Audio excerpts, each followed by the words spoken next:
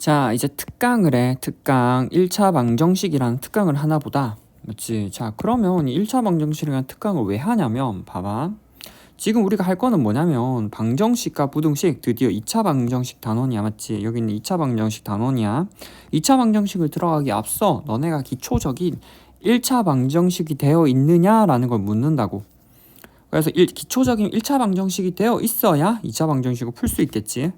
자, 그래서 첫 번째 방정식 AX는 B의 풀이야. 자, 방정식 AX는 B의 풀이야. X에 대한 방정식 AX는 B는 맞지? A는 0이 아닐 때 A가 0일 때 X는 A분의 B. 자, 우리가 뭐 1차 방정식 풀었던 거랑 약간 다르지 않아? 제대로 배웠다면은 옛날에 이렇게 풀었을 텐데 지금 봐봐. 방정식 AX는 B야. 맞지? 우리가 일반적으로 X는 A분의 B라고 했던 거는 1차 방정식일 때의 풀이야. 자, 무슨 얘기냐면 A가 0이 아닌 경우랑 0인 경우랑 두 케이스 나누어져 있잖아. 자, 같이 한번 적어보자. 자, 어떻게 다르냐면 우리가 만약에 1차 방정식 1차 방정식 AX 플러스 B는 0이다 라는 거랑 방정식 맞지? 방정식 얼마? AX 플러스 B는 0이다 라고 하는 게 조건이 두 개가 달라. 한글은 맞지? 한글은 막 비슷하지만 조건은 달라. 어느 부분이 다르냐면 여기는 1차라는 말이 있느냐 없느냐에 따라 다른 거야. 자, 1차라는 말이 있다라고 하는 건 무슨 말이냐면 1차라는 말이 있으면 반드시 여기 있는 X항이 살아 있어 줘야 돼. 따라서 이 1차라는 말이 있다는 것 자체가 여기 있는 A가 0이 아니라는 조건이 가정되어 있는 거야. 그래서 우리가 1차 방정식 옛날에 중학교 1학년 때 1차 방정식 풀었던 것은 우리가 그래서 AX는 마이너스 B로 B를 이항하고 양쪽을 X를 A로 나누어서 마이너스 A분의 B가 된다고. 즉 여기서 이렇게 나눌 때 A가 0이 아니라는 조건이 필요해. 맞지? 0이 아니라는 조건이 어디? 1차라는 말에 포함이 되어 있고 따라서 A가 0이 아니다 라는 조건을 활용을 한 거라고. 자, 근데 아무런 말이 없어. 그냥 방정식이야. 1차가 아니라 방정식이야. 그럼 우리는 A가 맞지? 기초적으로 A가 0이 아닌 경우와 A가 0인 경우로 둘로 나누면 된다고. 왜냐면 A가 0이 아닌 경우는 기존에 풀던 방법으로 똑같이 풀면 돼. A가 0이 아닌 경우는 1차 방정식이니까 따라서 똑같이 AX는 마이너스 B가 되고 X는 마이너스 A분의 B로 처리를 하면 되지. 그럼 A가 0인 경우가 포인트야.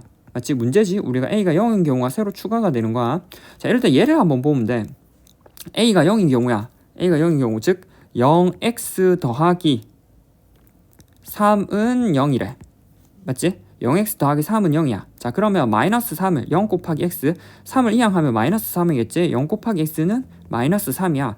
내가 이 x자리에 어떠한 수 1하고 2하고 3하고 4하고 어떠한 수를 넣어도 맞지? 계산하는 값은 항상 0이 된다고. 그런데 오른쪽은 마이너스 3이잖아. 그래서 얘는 해가 있을 수가 없어. 맞지? 따라서 a가 0인 경우 케이스가 둘로 나뉘어. 맞지? 자, 우리가 B라고 하는 게 첫 번째 B라고 하는 게 만약에 0이 아니야. 지금 왼쪽 얘 들었던 것처럼 마이너스 3 이항 플러스 3 이항을 해서 마이너스 3이 되고 그럼 얘가 0이 아니기 때문에 등호가 성립을 할 수가 없다고. 따라서 이 경우는 해가 존재하지 않아. 해가 없다. 맞지? 자, 그 다음에 그럼 B가 0이 아닌 경우도 했으니까 B가 0인 경우로 봐야겠지? B가 0인 경우 얘를 한번 보면 0 곱하기 x 더하기 0은 맞지? 0이야. 그럼 0을 이항하면 0 곱하기 x는 0이네. 그럼 이거는 맞지? 이 상황에서 내가 여기 있는 x자리에 1하고 2하고 3하고 4하고 어떤 수를 넣어도 계산한 값은 얼마가 나와? 왼쪽 식은 계산한 값은 0이 나오지. 그럼 오른쪽 식도 이미 0이기 때문에 항상 성립을 해. 내가 x 1, 2, 3, 4, 5, 6, 7, 8, 9 어떠한 수를 다 넣어도 항상 성립한다고. 따라서 이 경우는 해가 무수히 많은 거지. 무수히 많다 라고 얘기가 가능해. 됐어. 따라서 우리가 암묵적으로 그냥 지금까지 풀었던 1차 방정식의 풀이는 1차라는 말 때문에 0이 아니라는 조건을 활용했던 거야. 그래서 이제 아무런 말이 없는 방정식이야. 그럼 앞에 있는 게 0인 경우랑 0이 아닌 경우랑 둘로 나누어서 이렇게 풀어야 된다는 거를 알아둬. 됐어? 자, 이제 옆에 있는 식을 다시 한번 보면은 맞지? 방금 했던 얘기가 그거야. A가 0이 아닌 경우랑 A가 0인 경우랑 나누고 맞지? 0이 아니면 1차 방정식 풀이 했던 것처럼 오직 하나의 해를 갖고 B가 0이 아니면은 맞지? 아까 얘를 했던 것처럼 해가 없고 맞지? 여기 보면은 어떻게 적혀 있어? X가 어떠한 값이라도 성립하지 않는다. 왜? 0 곱하기 x는 b, 즉 b가 0이 아니, 여기는 b가 0이 아니기 때문에. 자, 그 다음에 b가 0이면, b가 0인 경우는 해가 무수히 많대. 왼쪽 식도 0이 계산하면 0이 되고 오른쪽 식도 계산하면 0이 되기 때문에 이 x자리에 어떠한 수 1, 2, 3, 4, 5, 6, 7, 8, 9 어떠한 수를 넣어도 항상 성립을 하는 거야. x가 어떠한 값을 넣어도 항상 성립한다. 자, 이를 통해서 얘를 한번 볼게. 맞지? 얘를 그냥 쭉 같이 봐도 될 것 같은데? 아니면 풀까? 자, x 이 예제, 여기는 예제를 풀 거야. 예제를 푸는데 x에 대한 방정식 뭐이거야? x에 대한 방정식 a-1, a-2에 곱하기 x는 a-2야. 자, 아무런 말이 없어. 뭐 x에 대한 그냥 방정식이란 말만 적혀 있어. 방정식. 맞지? 1차라는 말이 없어. 방정식이란 말만 적혀 있는 거야. 자, 그러면 케이스를 나눌 거야. 우리는 a-1, a-2라고 하는 이 x 앞에 있는 개수 전체, 얘네가 뭐 0이 아닌 경우와, 맞지? 각각이 0인 경우, a-1, a-2가 각각이 이 곱이 0이라는 경우는 a가 1이거나 또는 a가 2겠지. 맞지? 그래서 이 케이스랑 요 케이스로 나눠서 풀 거야. 자, 그럼 첫 번째 a-1, a-2가 0이 아닌 경우는 양쪽에 a-1 곱하기 a-1을 나누면 되지. x라고 하는 건 나누면 a-1, a-2 분의 a-2고, 자, 봐봐. 둘 다 0이 아니기 때문에 a-2 역시도 0이 아니야. 왜? 얘가 0이면 두 개 곱하면 0이 될 거거든. 그래서 얘를 약분이 가능해. 0이 아니기 때문에. 따라서 뭐 a-1분의 1이라고 쓸 수 있는 거야. 됐어? 자, 두 번째 보면은 a-1이 0인 경우, 이 말은 뭐야? a가 1인 경우. 자, a가 1인 경우는 그냥 넣어봐. a가 1인 경우는 왼쪽식이 0이 되지. 즉 0 곱하기 x는 a에다가 1을 넣으면 얼마가 돼? 마이너스 1이 되지. 자, 이 경우는 오른쪽에 있는 수가 0이 아니기 때문에 해가 없다. 자, 두 번째야. a-2가 0인 경우, 즉 a가 2인 경우야. 자, 똑같이 2를 넣으면 왼쪽 식이 뭐 0이 되기 때문에 0 곱하기 x는 2 넣으면 0이 되네. 왼쪽 식 오른쪽 식 둘 다 계산하면 0이지. 따라서 뭐 해가 뭐 무수히 많다라는 얘기야. 됐나? 자, 두 번째 풀이는 절대값을 포함한데 절대값 기호를 포함한 방정식이야. 자, 절대값을 풀 때는 절대값 기호를 포함하는 방정식의 절대값의 성질을 물어볼 때 절대값에 대한 얘기는 항상 뭐 요런 형태로 많이 봤지.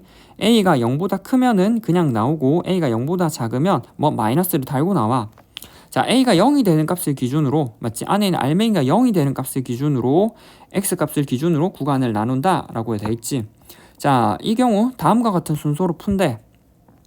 자, 절대값 기호 안에 식의 값이 뭐 0이 되는, 맞지? 0이 되는 값을 기준으로 x값의 범위를 나눈대. 나누어서 절대값의 기호를 없앤 후 그 다음에 x값을 구하고, 중요한 거 구한 다음에, 맞지? 여기는 구한 다음에 해당 범위에 속하는 것만 주어진 방정식의 a다라고 한다고. 자, 한번 보자. 절대값 a야. 절대값 a라고 하는 건 크게 이렇게 나뉘어. 그냥 a로 나오는 경우와 마이너스 a로 나오는 경우, a가 0보다 큰 경우와 a가 0보다 작은 경우. 자, 등호는 어디 넣어도 상관없어. 항상 계산하면 등호는 위의 식이든 밑의 식이든 계산하면 0이거든. 그래서 등호는 어디 붙여도 상관없어. 자, 그러면 이거를 우리가 이렇게 식이다 라고 이렇게 적지 말고, 그러니까 이렇게 적어 놓고만 있지 말고 어떻게 해석해야 되냐면, 자, 우리가 절대값이 보이면, 맞지? 절대값이 보이면 절대값, 맞지? 절대값 C라는 게 눈에 보이면 취할 행동이 크게 두 개야. 맞지? 취할 행동이 뭐냐면 우리가 뒤에 있는 이제 여러 식을 다룰 거야. 절대값 A라는 식 그 자체로 다루는 경우도 가끔 있어. 자체로. 그 자체로 식 자체를 다루어 가지고 절대값 A라고 하는 거를 한 뭉텅이로 봐서 얘를 자체로 다루어서 이후식을 처리하는 경우도 있어. 맞지? 근데 이 절대값이라고 하는 건 기본적으로 정의 자체가, 맞지? 정의 자체가 a가 0보다 크냐 그리고 a가 0보다 작냐 물어보고 있잖아.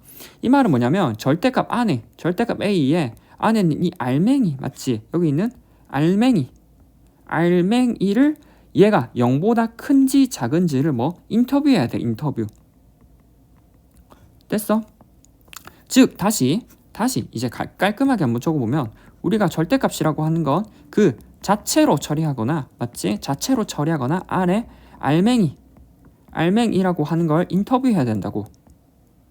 즉 크기가 0보다 크냐 작냐 라는 걸 물어서 처리를 해야 돼. 맞지?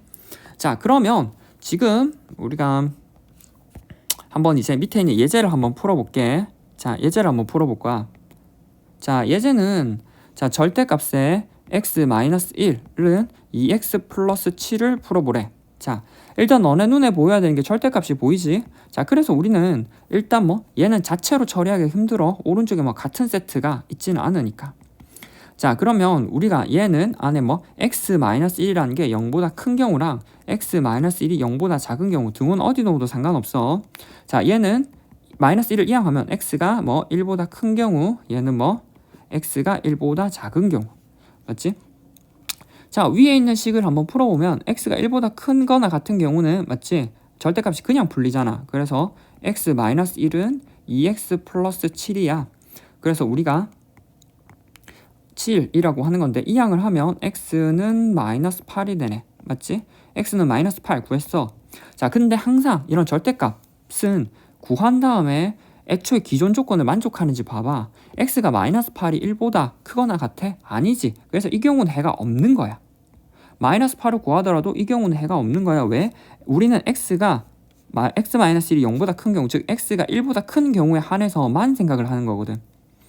자, 두 번째, x-1이 0보다 작은 경우, 즉 x가 1보다 작은 경우는 맞지? 우리가 x-1 앞에 마이너스가 붙어. x-1 앞에 마이너스가 붙고 이게 뭐 2x 플러스 7이 되지. 그래서 -x 플러스 1이라고 하는 건 2x 플러스 7이 되고, 맞지? 따라서 우리는 계산을 해주면 이항을 하면 3x라고 하는 건 이항을 하면 -6이 되어서 x는 -2가 되네. 자, 우리가 방금 구한 x는 -2라고 하는 건 기존 조건 x가 1보다 작다는 거 만족하나? 만족하네. 맞지? 만족하네. 따라서 우리는 뭐 여기 있는 해가 -2다 라고 얘기를 할 수 있다고.